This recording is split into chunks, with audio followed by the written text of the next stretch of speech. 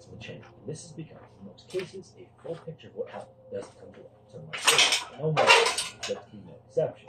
There is still much that has yet to be released, but Omar's story is so unbelievable, even what little is known as the time of recording. While we can't currently confirm all the dots, the following is what is known so far. In early May of 2024, a sibling of one of Omar's neighbors published a post on Facebook that hinted at the neighbor being involved in Omar's disappearance. The siblings were involved in some sort of inheritance dispute. The post is intended to remove the neighbor from the equation. While this could have been written off as a ploy considering the circumstances, the post was seen by members of Omar's family, and they quickly alerted the police to it. In the days that followed, the public prosecutor found the claim credible and gave the okay to search the home of the Facebook poster's brother. Police then showed up at the property, and what they found at 8 p.m. on May 12, 2024 shocked everyone. In the neighbor's stable, police found a floor covered in loose straw with hay bales stacked up in one particular section. In removing the bales and clearing the loose straw to reveal the stable's room, police found that the Facebook post was legible. The bales were hiding in a trap door leading to a secret compartment. When police swung the door open, they could hardly believe what they had seen. Looking up at it was Omar. A video from Omar was discovered shows him squatting in a small pen called sheep, wearing a sweater, full of beard, trying to look on his face. He was even so confused by what was happening that he remained in bed for a few moments and need to be convinced to leave the extremely small space. It was immediately clear to me that he had not been allowed outside the tiny prison in a very long time, 26 years to be exact. The reason Omar was kidnapped and held captive for nearly 3 decades is unclear as to publishing this video, but the neighbor, known currently only by the initial B, had to flee and quickly captured, and since the discovery, 7 others were arrested in connection with concealing his kidnapping. The man known only as B is reportedly 61 years old, making him 35 at the time he took the 19-year-old Omar could stash and leave before the table. On the other hand, Omar is now 45 years old. And after being checked out by doctors, it's reported that he understandably has physical and mental issues from his time in captivity. As mentioned, few details have emerged so far, but those that have been are chilling. In the first few weeks after Omar disappeared, his German Shepherd dog had begun doing something it had never done before. Every day, the dog would go to BA's house and sit outside whining as if waiting for someone. One morning, Omar's family woke to find the dog lie dead in front of the door. It was devastation, obviously added on to an already tragic situation. The dog is a beloved part of the family, as well as the family's strongest connection to Omar. It's thought that 26 years earlier, fearing the dog would give him away, B.A. killed him. Little is known about B.A. thus far, but neighbors say he was a civil servant and kept to himself and wouldn't let anyone into his house or stable. Apparently, they also found it odd that despite being alone, B.A. always ordered food to people. Since his release, Omar has been able to communicate with his uncle about his treatment, and perhaps the saddest detail he said he saw members of the family outside the nurse house throughout his time on the floor. He couldn't draw their attention, however, because Omar claimed that B.A. put something to spell on him that prevented him from yelling. The investigation into B.A. was spring one day, when Algiers Judicial Court told reporters that charges were being removed. For 26 years, the entire time he was missing, Omar was being 650 or 200 issues. 4. It was a slow and snowy evening for the police of Haverhill, New Hampshire, February 9, 2000. Phone rang. Dispatch. A woman was on the line to report a minor accident that had just taken place outside her house. It didn't look terribly serious. In fact, when she heard the loud thump of the car's impact and saw the young woman standing outside the vehicle looking distracted, she figured she better call the cop. The operator then to get the information to the units, but 15 minutes later, the first officer put into the scene. Just like it was described, there was a black 1996 Saturn Sting parked against a snowbank, and when the officer got out to contact the driver, he couldn't find her anywhere. He then started to walk around the car and immediately noticed that this didn't look like a fender bender. The front of the car was smashed in enough to disable the engine, the windshield was cracked, and both airbags went off on impact.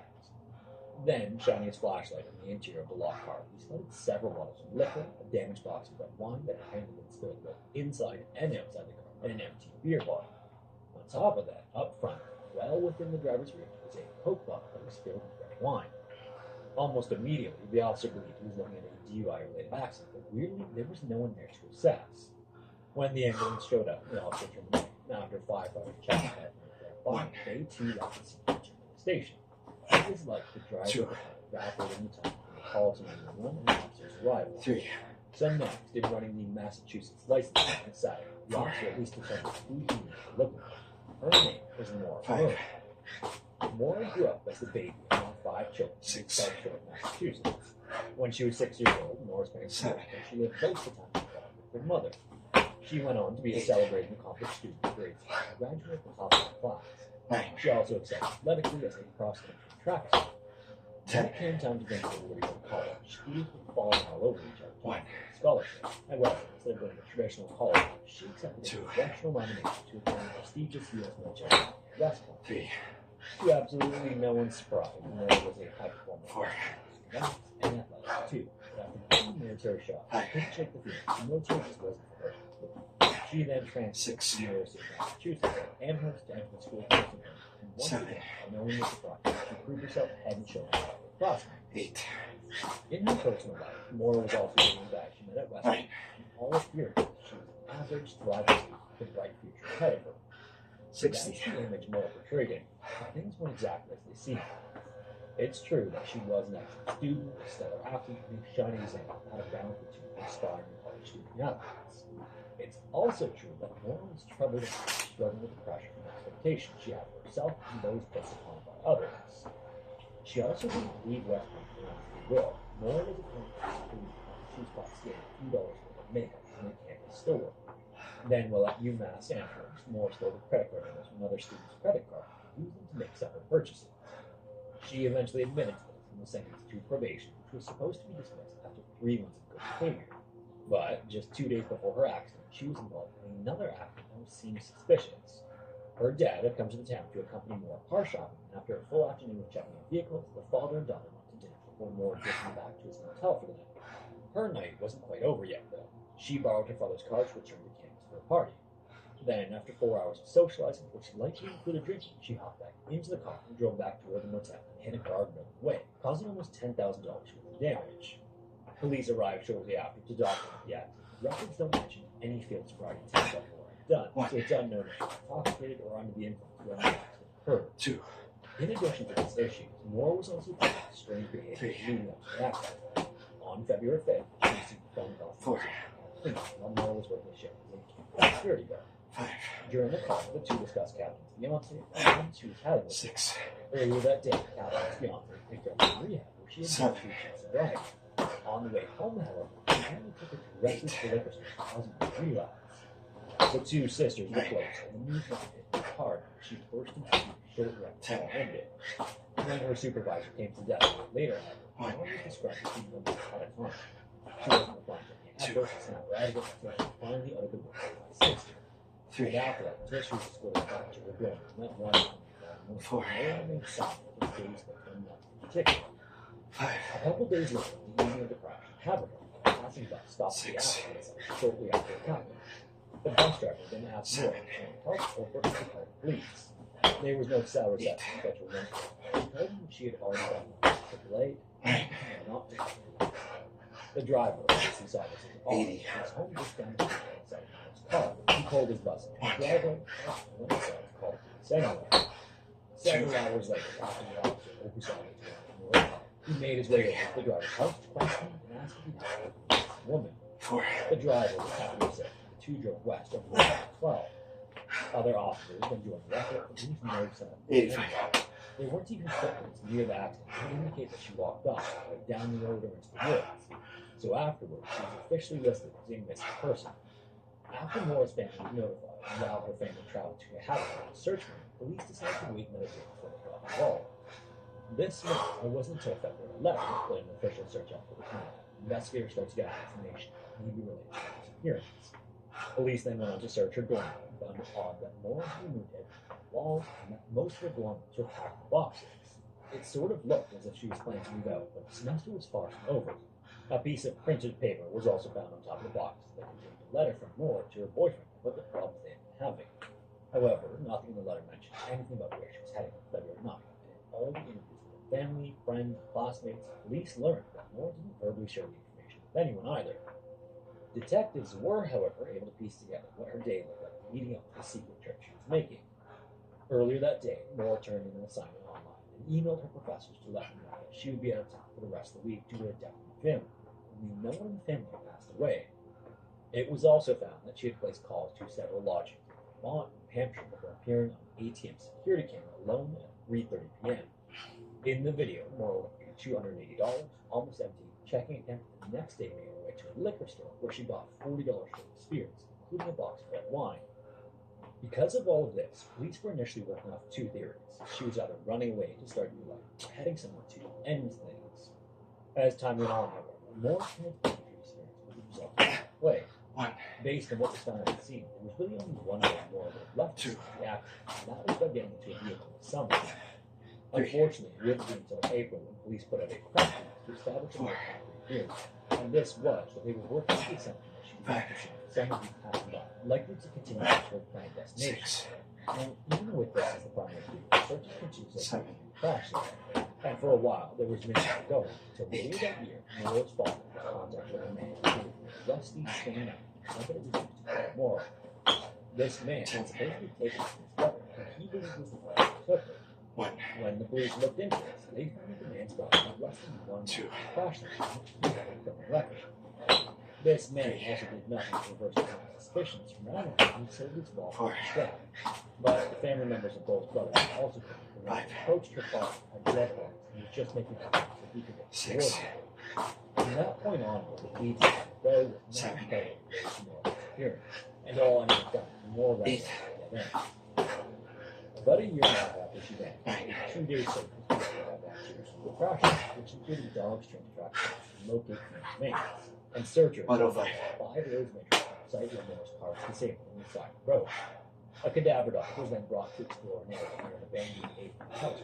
Canada was located. Muscle dysmorphia, or vigorexia. It's a disorder in which the person is obsessed with their physical condition to unhealthy levels. People with this complex have a distorted view of themselves, seeing themselves as weak. It usually directly impacts their eating behavior and their physical activity levels, usually making them pretty extreme. It affects mostly men, particularly those involved in sports where body size or weight are competitive factors, becoming rationales to gain muscle or become leaner. In more severe cases, social relationships are abandoned, and every other aspect of life is neglected to focus on training. It's also possible that some of them start getting an exaggerated protein intake and start using anabolic steroids to increase their muscle mass. People with this complex may not seek help, thinking they're leading a healthy lifestyle. Jonah complex. It's the fear of success, and it obviously prevents self-actualization, keeping those who suffer from it tied to behavior patterns that limit them. Some causes of this complex can be the fear of leaving the comfort zone and breaking the routine, or even shyness, since developing our talents usually goes hand in hand with attracting the attention of others. They can also have feelings of guilt because they feel they do not deserve it, as well as the fear that their relationships will be strained if they achieve success, because their friends and family will react with jealousy. All of this also stems from the overwhelming sense of responsibility that can come with achieving success. Superiority complex. It's an unconscious mechanism in which a person exhibits attitudes of superiority to hide his or her own insecurities and feelings of inferiority. It usually manifests in an exaggerated belief in being exceptionally better than others, with inflated self-esteem and the conviction that everything they do, say, or believe is correct. This person tends to see others as inferior as a defense mechanism for his own shortcomings, and it can be associated with social withdrawal and daydreaming as ways to avoid facing the fear of failure. Inferiority complex. It consists of feeling inferior to other people without any rational reason, feeling that others are better, have more qualities, and more possibilities in everything. It may cause an individual to overcompensate in a number of ways. For example, a short person who feels inferior for that reason might wear special shoes to make himself appear taller, or surround himself with individuals who are even shorter than he is. It may also cause an individual to be prone to flashy attitudes, with behaviors ranging from attention-seeking to excessive competitiveness and aggression in an attempt to compensate for their either real or imagined deficiencies. Superman complex. It's an unhealthy sense of responsibility, or the belief that everyone else lacks the capacity to successfully perform one or more tasks. Such a person may feel a constant need to save others, and in the process, takes on more work on their own. Othello syndrome. Also known as pathological jealousy, it's a delusional disorder in which the person suffering from it is... Want to create an online store but not sure what to do next? Skip the complex setup process and get straight to business with managed e-commerce hosting from Hostinger. It's e-commerce hosting, but with more. Quickly and easily fill your site with search-friendly content and bespoke product descriptions written by our AI content creator. Increase sales and turn visitors into customers thanks to lightning-quick page loading speeds. Plus, there's plenty of room to grow whether you've got one product, hundreds, or thousands. With a 99.9% uptime guarantee, you can relax knowing your store will be serving customers for you 24 hours a day. And it will be protected by the latest security tools, automatic backups, and updates. Try it in complete confidence with our 30-day money-back guarantee. And if you ever need help, our expert support is available 24/7. Trusted by millions of website owners worldwide. Go to hostinger.com/e-commerce to get started. Hostinger. 3, 2, online.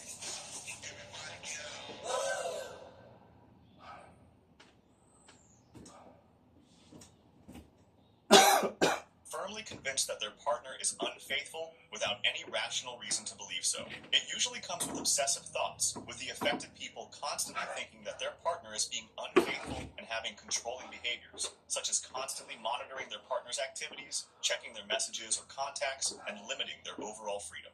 The name Othello syndrome comes from the character in Shakespeare's play Othello, who murders his wife as a result of a false belief that she has been unfaithful. Cinderella complex.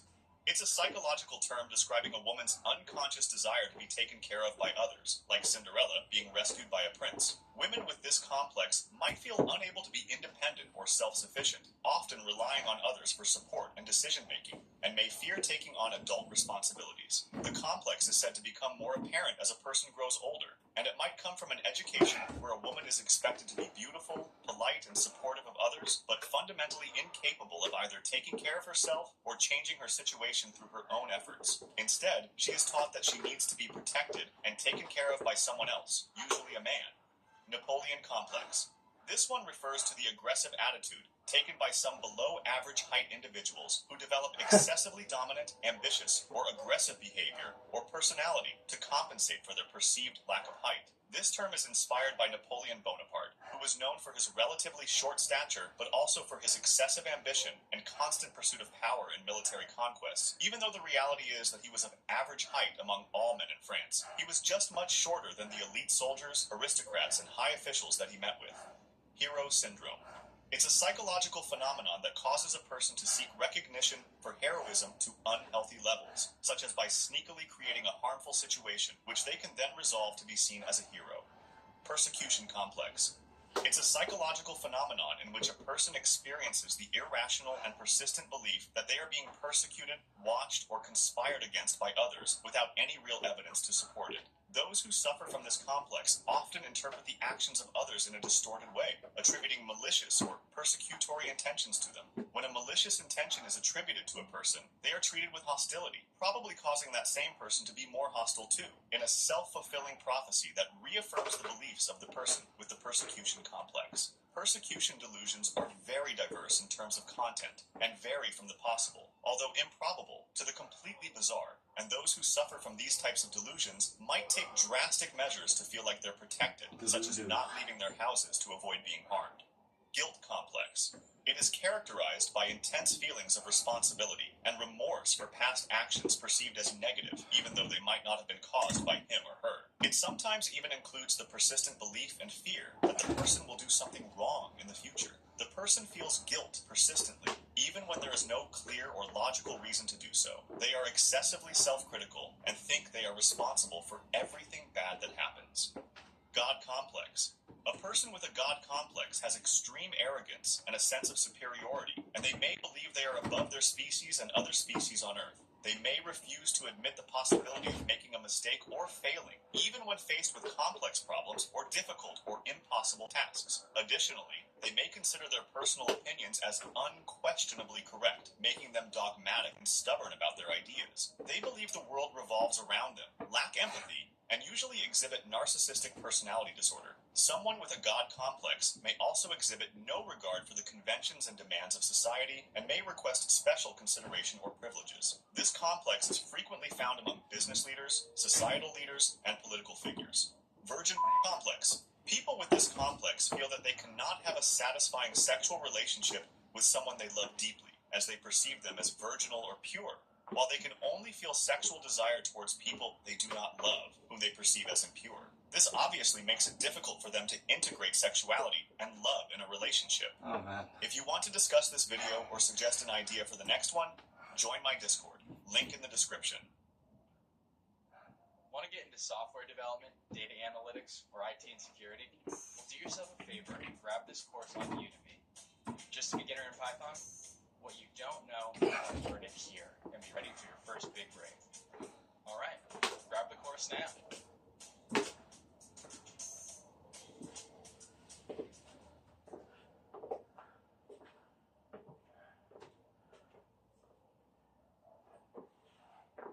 The Alphabet of Desire. The Alphabet of Desire, which was created by Austin Osman Spare, is a symbolic system that is used in modern occult practices, particularly sigil magic. It was developed in early 20th century England and uses symbols to represent different aspects of human will and desire. The idea is to communicate directly with the subconscious mind. Spare, who was quite influential in the occult and art worlds, designed this system to get around the analytical conscious mind so practitioners could manifest their desires. The process is pretty straightforward. First, you identify a clear statement of intent, then you simplify it by removing duplicate letters and vowels. Finally, you synthesize the remaining letters into a unique symbol that incorporates elements of the alphabet of desire. Next, you charge the symbol or sigil with energy through focused meditation or ritualistic actions. Wow. It's important to remember that the practitioner must then forget the sigil, allowing the subconscious mind to operate freely. There's also some solid evidence from cognitive psychology that backs this up. It shows that symbols can affect the subconscious by influencing the brain's visual and limbic systems, which are key for emotions and motivation.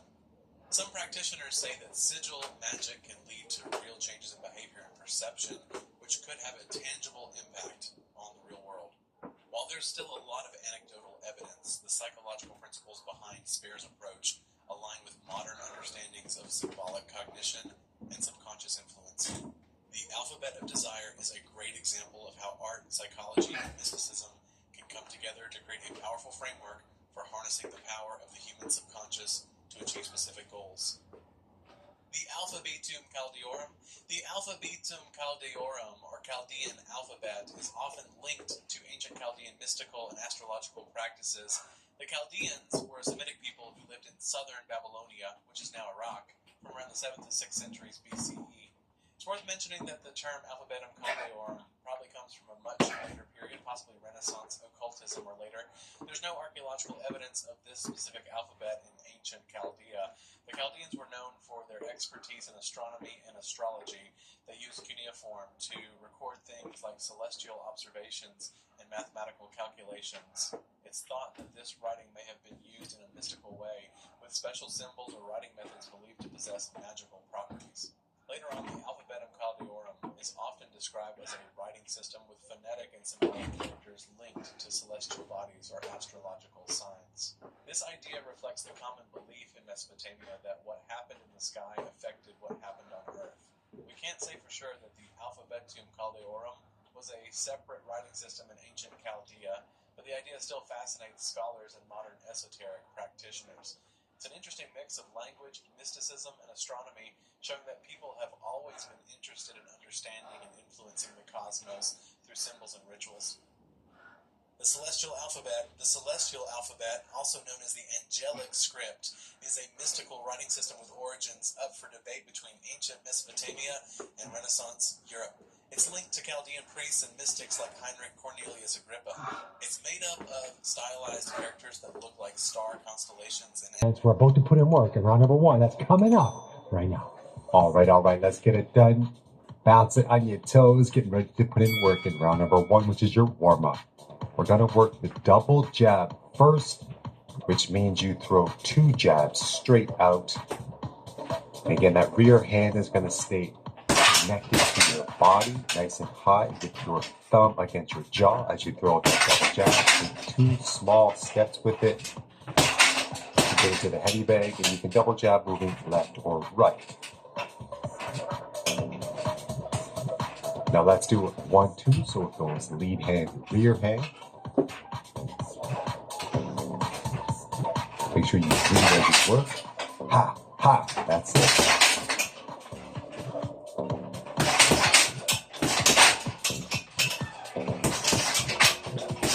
more advanced, you can throw a hook at the end of this 1, 2, 1, 2, which is what we're now working, a jab, cross, so it's a jab, cross, twice. Now let's add in that lead uppercut. So it's a 1, 2, 1, 2, 5. Now, if you're more advanced, you can add in a little more power punch on top of this, those overhand reps. We are warming up. Don't forget, 1, 2, 1, 2, 5, 2, or again, more advanced would be the overhand reps. So make sure that right hand's coming straight down the middle. That left lead popping in, and that right hand is coming straight down the middle. Now let's add in a lead hook.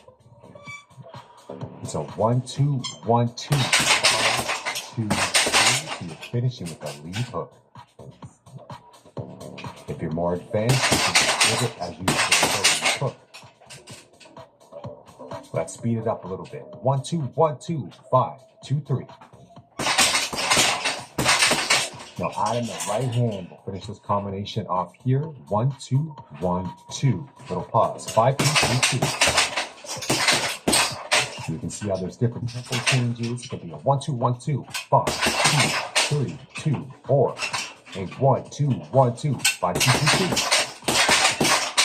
Now cover and move. So you see punches coming in. You're blocking the forearms, gloves, and elbows. Little movement on your feet. Now go back to work the jab to reestablish the body from the outside.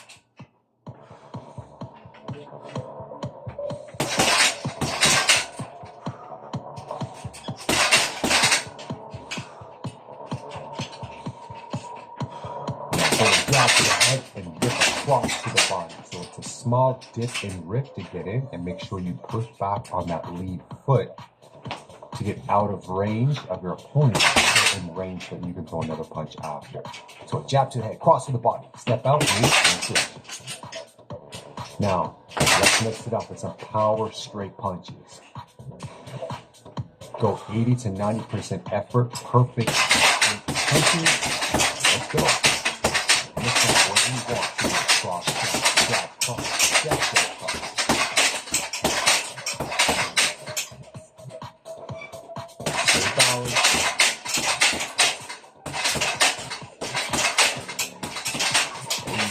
Mix it up a little bit. Add your own flavor on these combinations, but I want you to, those big knuckles are making impact on the heavy bag. There you go. Rotate the torso and extend the arms.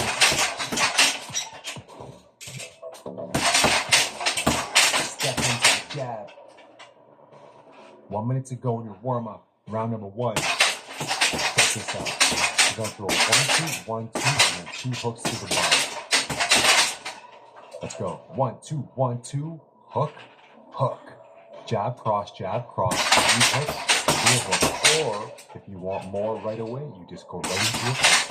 Let's go. You have options. You're doing workout number 1. You work the 1, 2, 1, 2 hook body. And then the next time you go through, you decide.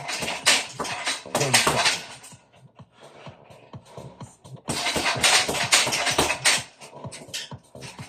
Both of these options require balance, speed, and knowledge.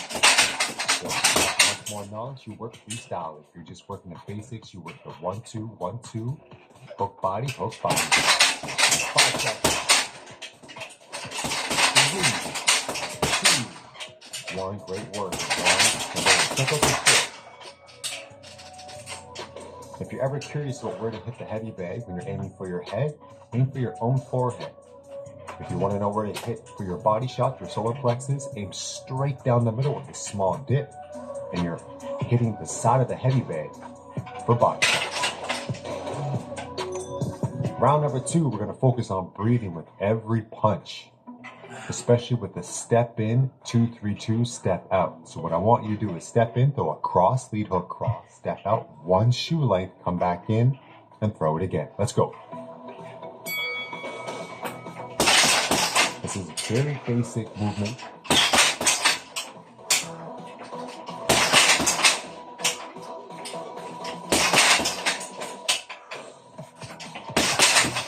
one step. And once you throw that combination, you can change positions with a small pivot or lateral step.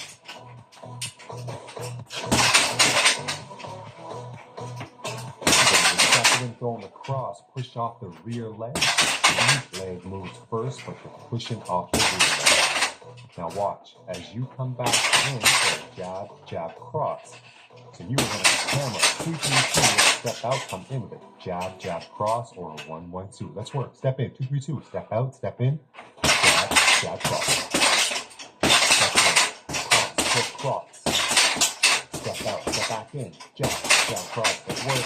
4 minutes.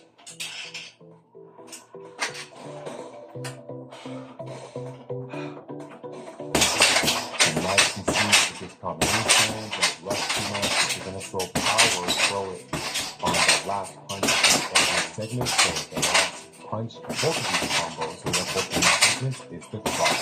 2, 2, 2.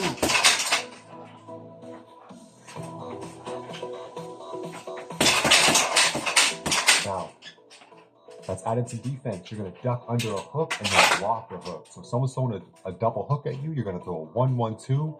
You're going to duck right, block right. 2, 3, 2. Step out. Step in with the jab, jab, cross. Duck to the rear side, block the rear side. Let's get back to work. Step in, 2, 3, 2. Step out.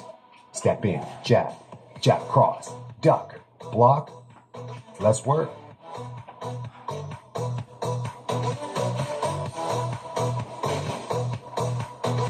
These are all very realistic boxing combinations. You would use these, or you would use this in a fight, and a lot of times it happens without you even recognizing that you're ducking and blocking. It just happens instinctually with the more experience you have. Halfway down the round. Keep it up, champions. When you work this combination inside, you're a little more dynamic. Your ducks and blocks, so you're moving your body in a smaller circle, and your blocks are a little tighter. Now, jab to the head, jab to the body, overhand right to finish the fight. 1, body, overhand. Let's go. 1, 1, 8. Now, throw that 8 at your own chin height on the bag. So you want to throw it at between your own chin and forehead. Let's go. One head, one body, overhand right. Love this combo.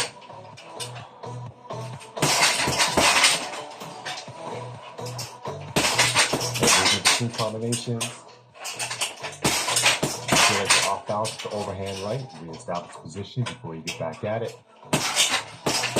Now I want you to throw a fast jab to reestablish your position again. 1 head, 1 back, overhand right, fast jab. Let's go. 1, 1, 8, 1. 1, 1, 8, 1. Yes. Let's go.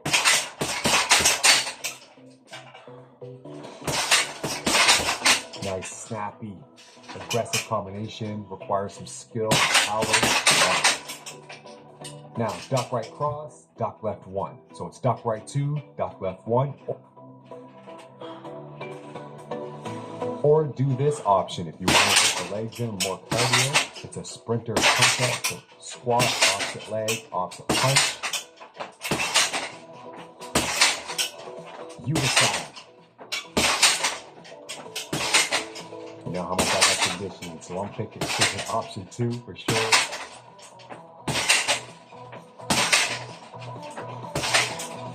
$30 you guys. Come on. How are you going to finish the round?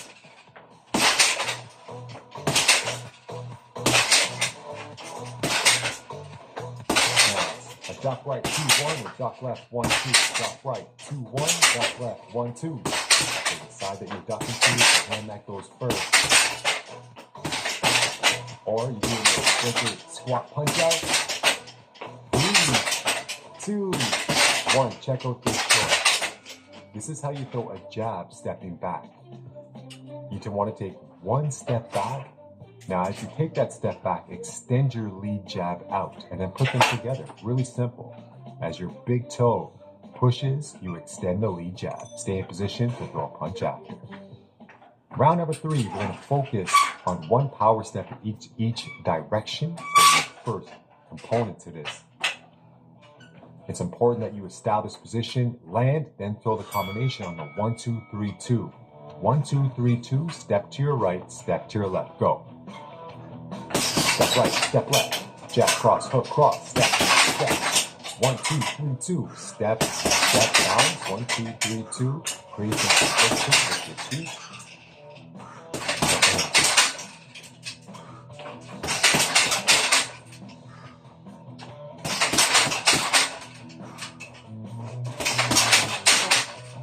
Come on, guys. You got this.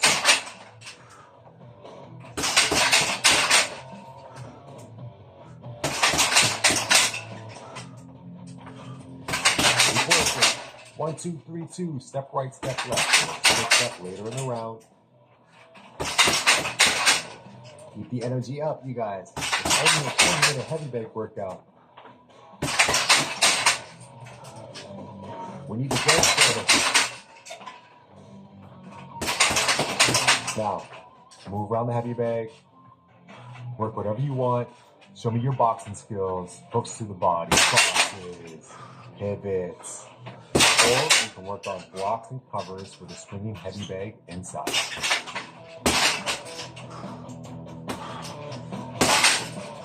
Blocking on the inside and slipping helps you with composure. If you feel you're out of control, do that option. If not, move and work.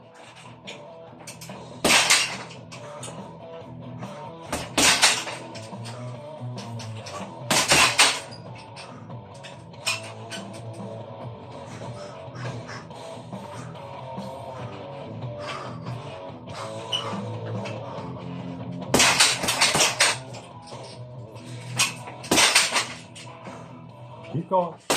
3 minutes to go. Now, step to your left, and then step to your right. 2, 3, 2. Ready? Let's go. Or you can do a cross lead uppercut cross. So you can be a 2, 3, 2, step left, step right, or a 2, 5, 2. Work on that lead uppercut. You can throw the lead uppercut. One power step, balance, let your hands go. One power step, balance, hands go.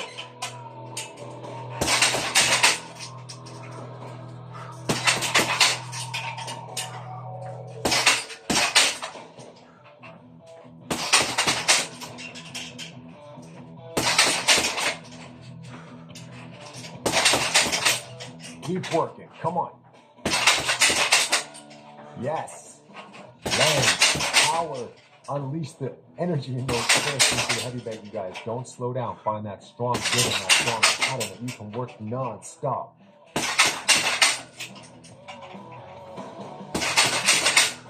Check this out. Throw 1, 6, 1. But again, throw some forward back movement in with slight angle changes. 1, 6, 1, 1, 6. 1, so you can step in with a jab, rear uppercut, step back, and rip a jab. There you go. 1, 6, 1. There you go. 1, 6, 1. So it's a jab, rear uppercut, jab, jab, rear uppercut, jab. You want these boxing combinations to be really smooth. When you're working 20-minute heavy bag workouts, the idea is to make sure on these combinations with speed, power, and control.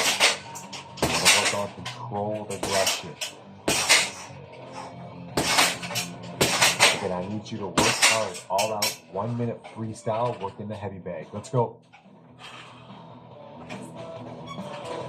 Don't think of this as a 20-minute heavy bag workout. Think of it now as a 1 minute session. You have 1 minute to get the job done. 40 seconds. Every time you know. Don't slow down. Don't hold back. The pressure judges in this boxing workout.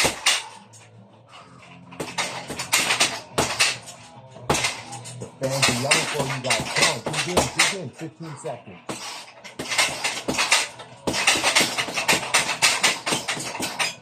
Height to stay elevated.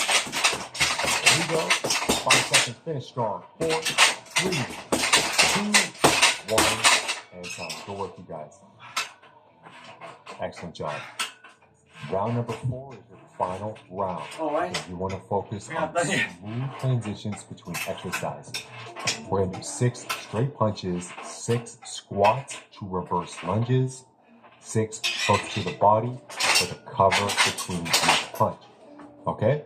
Now, if you don't want to add in the legs to this, you don't have to do the leg portions. Let's go 6 straights. Squat, reverse. Squat, reverse lunge. Squat, reverse lunge. Squat, step back. Squat, step back. Squat, step back. Hooks to the body. 1, cover. 2, cover. 3, cover. 4, cover. 5, cover. 6, cover, and repeat 6 straights. Or eliminate the leg exercises and just do straights and body shots.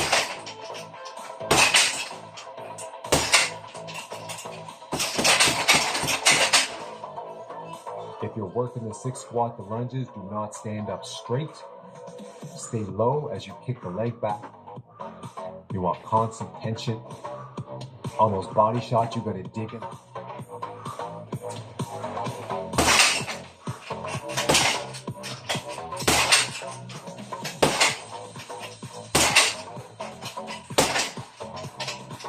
Come on, warriors. It's a 4-minute rounds. We have to pick up the intensity. Yes. Dig in there.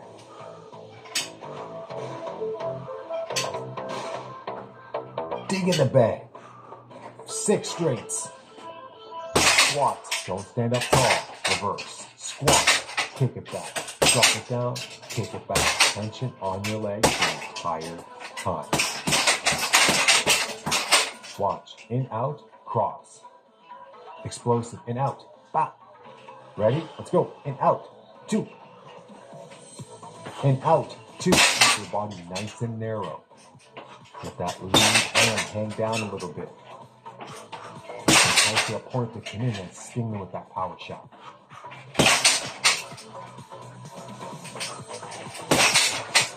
Two minutes.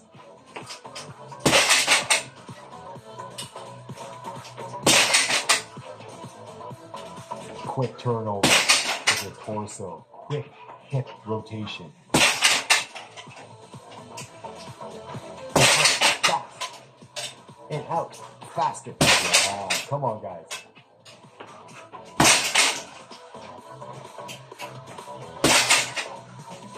Yep. 1 minute and 30 seconds remains of round number 4, your final round. Let your legs feel the heat. Great job, you guys. Check this out. Power lunge to press. Step forward, push the bag as it comes in, and then push it away from you. Ready? Let's go. Your core has to stay tight. Breathe as you push the bag away from you. You're catching it as it comes in. Less than a minute.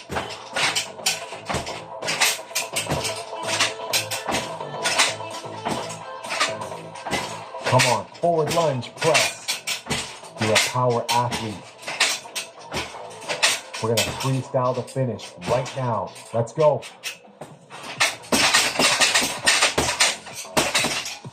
Freestyle the finish right now. Come on, guys. This isn't about defense. Your offense is your defense. Change positions, let your hands go. Every once in a while, block the shot coming in. 15-second warrior. Come on, dig. The best heavy bag workouts. You finish strong. 3, 2, 1. Join me Mondays and Thursdays for live stream workouts. Subscribe to my channel. And of course, check out NateBauerElevator.com for more videos.